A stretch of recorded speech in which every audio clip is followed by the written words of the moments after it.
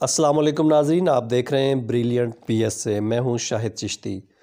پورے ملک کی طرح پاک پتن میں بھی بار ایسوسی ایشن کے زیر اہتمام مظلوم اور نہتے کشمیریوں پر بھارتی بربریت اور جارحیت کے خلاف یوم یکجہتی منایا گیا اور ریلی نکالی گئی۔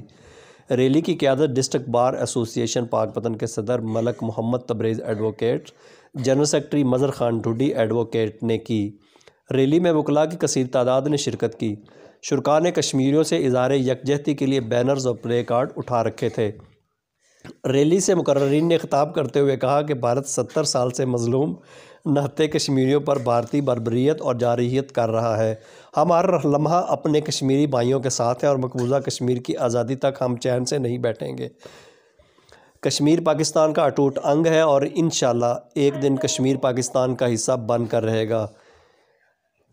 اس موقع پر اقوام متحدہ سے بھی مطالبہ کیا گیا کہ کشمیر میں رائے شماری کروا کر کشمیریوں کو استصواب رائے کا حق دیا جائے۔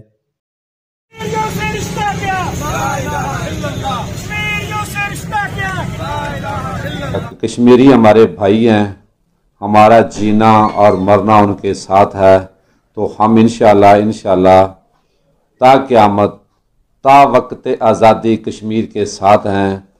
ہماری ہر لحاظ سے سیاسی، اخلاقی، معاشی سپورٹ ہماری کشمیری بھائیوں کے ساتھ ہے اور ہم ہر محاذ پر انشاءاللہ ان کے ساتھ کھڑے ہوں گے اور ان کو کبھی بھی مایوس نہیں کریں گے، اور انشاءاللہ انڈیا کو اس پلیٹ فارم پہ بھی شکست دیں گے اور انشاءاللہ شکست ہوگی۔